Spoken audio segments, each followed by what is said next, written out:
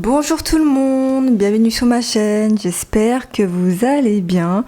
Je suis très contente de vous retrouver aujourd'hui comme chaque semaine et ça sera aujourd'hui le bilan de la 3e semaine du mois d'octobre et on va remplir ensemble les enveloppes. Avant de commencer, je voulais vous dire que j'ai enfin reçu les enveloppes zip en format carte. Je vais vous montrer de suite à quoi elles ressemblent, donc voilà. Donc c'est en format carte tout simplement, sauf que j'ai remarqué qu'il y avait une différence, elles étaient un peu trop grandes en largeur. Je vais vous montrer celle que j'ai actuellement. Voilà, en fait il n'y a pas la partie où il y a les trous là. Là c'est ça qui est nouveau, donc je vais vous montrer en les superposant. Il y a quasiment 1 cm de différence, donc j'ai trouvé la solution. Ce que je vais faire, c'est que je vais couper cette partie là et je ferai les trous à l'intérieur comme celle-ci quoi. Et donc en fait ça donne ceci, voilà. Donc là de base il y avait les trous sur le côté, j'ai coupé et j'ai fait des trous à l'intérieur. Franchement je trouve que c'est bien fait hein. Bon après c'est moi qui les ai fait donc c'est normal, donc j'aime bien quand tout est bien symétrique, quand tout est bien fait. C'était juste pour vous dire ça et ça sera dispo sur ma boutique en ligne. Pour l'instant je ne sais pas quand est-ce que je vais l'ouvrir parce que là je suis en train de travailler à fond sur les enveloppes A6 et j'ai presque bientôt fini. Et ensuite il faut que je travaille sur les couvertures des budgets planners.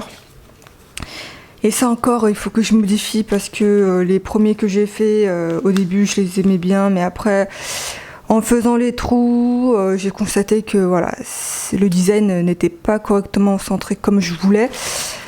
Donc il faut que je modifie le truc. Voilà, mon côté perfectionniste est toujours là. Comme d'habitude, je vous le dis à chaque fois, mais c'est très important de vous le répéter. Ça, c'est mon budget planner que j'ai créé de A à Z. Et ça, c'est mon portefeuille de la marque Motherm en format carte et j'ai oublié d'enlever les cartes bleues. Voilà, j'ai enfin enlevé les cartes bleues. On va voir qu'est-ce qui s'est passé cette semaine. Alors, en alimentation. Désolée si jamais vous entendez mon lave-linge, il est en train de tourner, il va bientôt sonner là, donc si jamais vous entendez du bruit, c'est normal. En alimentation. On avait un budget de 80 € cette semaine, on a dépensé 40 € et 32 centimes. Et donc il nous reste dans cette enveloppe là 39,68 €. Mais j'ai pris les 10 € en billet de 10 de divers pour payer en alimentation. Donc en fait j'ai fait un échange. J'ai mis le billet de 5 avec la monnaie dans divers et il n'y a plus rien dans l'enveloppe alimentation. Et bien sûr, j'ai toujours, le restant est dans la carte vivide parce que vous savez que moi j'aime bien faire moitié cash et moitié bon d'achat, sauf que cette semaine, encore une fois, on n'a pas eu le temps d'aller à Carrefour, on a eu énormément de travail, ça a été une semaine extrêmement chargée. Donc voilà pourquoi on n'a pas eu le temps. Voilà. On a quand même réussi à faire une belle économie. Sauf que cette économie-là est dans la carte vivide que je retirerai à la fin du mois. Comme ça, on verra les économies totales qu'on a faites ce mois-ci. Voilà. Restaurant, on n'avait rien prévu pour ce mois-ci. Drive promo, on n'a rien dépensé cette semaine. Franchement, c'est hallucinant. C'est comme 2 semaines de suite qu'on n'a rien dépensé. Mais je vous avoue que tellement on est fatigué, tellement on travaille, on n'a vraiment pas le temps. En carburant, on avait 200 € pour ce mois-ci. On avait déjà dépensé la semaine dernière et cette semaine, on a remis le plein d'un montant de 51 € et 14 centimes. Et donc, il nous reste dans cette enveloppe-là 91 € et 86 centimes. D'ailleurs, j'ai pas pu faire le plein hier parce que c'est moi qui est parti faire le plein parce qu'on était limité à 30 litres. Et je pense qu'à partir de 55 € j'aurais fait le plein total, mais bon, écoutez, on verra bien ça la semaine prochaine. Dans tous les cas, nous, on met du carburant toutes les semaines. Entretien, hygiène, on n'avait rien prévu pour ce mois-ci. Divers, du coup, il nous reste les 10 € en billets de 5 et en monnaie, bien sûr, je vais les enlever. Et ce que j'ai décidé de faire, c'est que je vais faire... je sais pas pourquoi j'enlève ça. Dites-moi pourquoi j'enlève l'enveloppe. Du coup, ce que j'ai décidé de faire, c'est de faire un échange de tout ça avec l'enveloppe de Titi. Donc ce que je vais faire, c'est que je vais le faire de suite. Je vais prendre les 10 € de l'enveloppe Titi. Comme ça, en fait, ça me permet de les épargner. Hein. Le but, c'est que le billet de 5 € ne reste pas dans les enveloppes et qu'il soit épargné à chaque fin de semaine. Donc là, du coup, je mets ça à l'intérieur. Donc voilà, on n'a rien dépensé en divers. Titi, il est parti chez le coiffeur la semaine dernière. Donc là, j'ai bien inscrit que j'ai enlevé les 10 €. Donc billet de 5 plus les 5 € en monnaie. Et il est parti la semaine dernière chez le coiffeur. Il avait 25 € dans son portefeuille. Et du coup, il a payé ça avec. Donc je l'inscris pas dedans parce que c'est de l'argent qu'il avait dans son portefeuille. Donc voilà. C'est tout pour les économies. Maintenant, ce qu'on va faire, c'est qu'on va directement remplir les enveloppes et comme ça, je pourrai enlever le mot terme. Donc, en alimentation, c'est comme d'habitude, 40 € en cash et 40 € en bon d'achat. Les bons d'achat, comme je vous le répète à chaque fois, je les achète sur eBay Club parce que je gagne également du cashback en achetant des bons d'achat. Je vous mettrai tout ça en barre d'infos comme d'habitude. Mais ça permet également de faire quand même des petites économies par-ci par-là. Et c'est franchement pas négligeable d'avoir 72 centimes en achetant un bon d'achat de 20 €. Donc voilà, il faut vraiment pas cracher dessus quoi.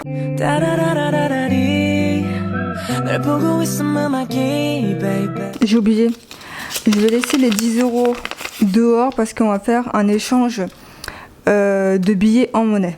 On va le faire de suite parce que sinon je vais oublier. Donc ce que je vais faire, je sais pas si vous allez voir, j'avais déjà préparé la monnaie, donc là j'ai 5 € et je vais prendre la monnaie là, je mets les 5 € dedans et comme ça au moins j'aurai 30 € en billets, 10 € en monnaie. J'arrive pas à le remettre là. Voilà, et ce que je vais faire, c'est que je vais juste enlever les 30 centimes. Parce que là, il y avait 30 centimes. Et voilà, comme ça, j'ai les pièces rouges avec moi. J'aime bien en avoir comme ça me permet de faire un chiffre rond quand on paye à la caisse. Donc, voilà, ça c'est bon. Ce qu'on va faire, c'est qu'on va du coup ranger les pièces. Là, je vais mettre les 10 € ici. Donc là, on est actuellement à 120 € il me semble. Ça, je vais le mettre là. Et ça, on va ranger ça après. Donc, la boîte à monnaie, on peut l'enlever parce qu'on n'en a plus besoin. Et du coup, ce qu'on va faire, c'est qu'avant de ranger le billet de 5 €, on va regarder combien on a réussi à économiser en monnaie. Donc cette semaine, on a réussi à économiser 5,30 € et donc depuis le début du mois, on a économisé en monnaie 21,10 €.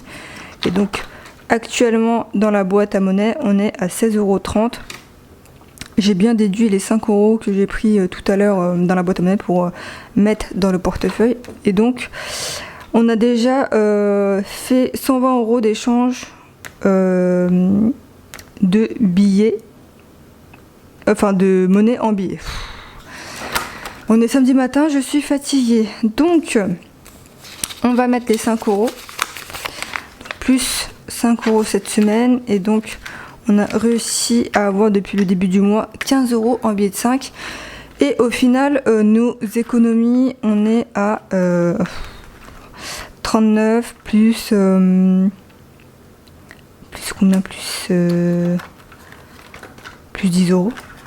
Bon, on a fait une économie de presque 50 € cette semaine, ce qui est juste super cool. Dans les 50 €, j'ai enlevé les 10 € de Titi. Voilà, vu que c'était des billets de 5 et de la monnaie, j'aime pas avoir des billets de 5 et de la monnaie dans les enveloppes. Je préfère directement les épargner. Voilà.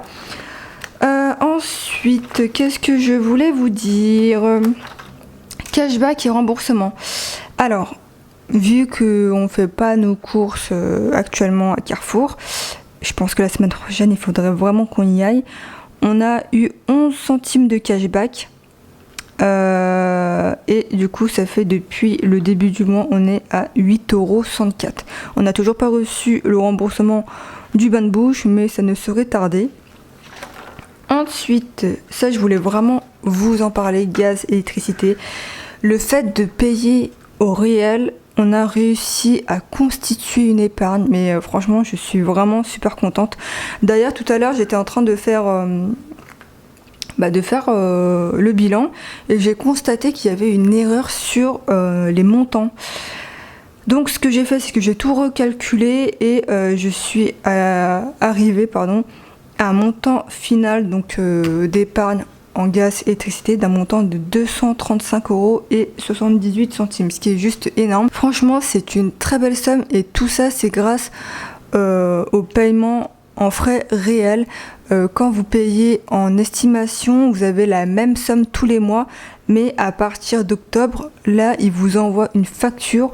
Soit c'est vous qui leur devez des sous, ou soit c'est eux qui vous doivent des sous.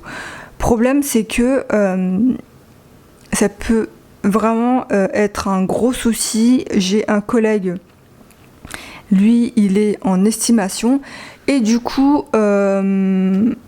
là, son fournisseur, je sais pas si c'est gaz ou électricité, enfin bref, les deux, je pense qu'il fait les deux, lui demande 2000 € de régularisation, ce qui est juste énorme, sachant qu'il n'y a pas longtemps, ils l'ont demandé de payer aussi une grosse facture. Je lui dis, mais fais passer tout ça aux frais réels, comme ça au moins tu sais que tous les mois, tu payes pas la même somme, mais au moins c'est ce que t'as consommé, tu as payé ce que t'as consommé. Parce que là, tu payes 90 €, 110 €, la même somme tous les mois. Ils te demandent de l'argent comme ça.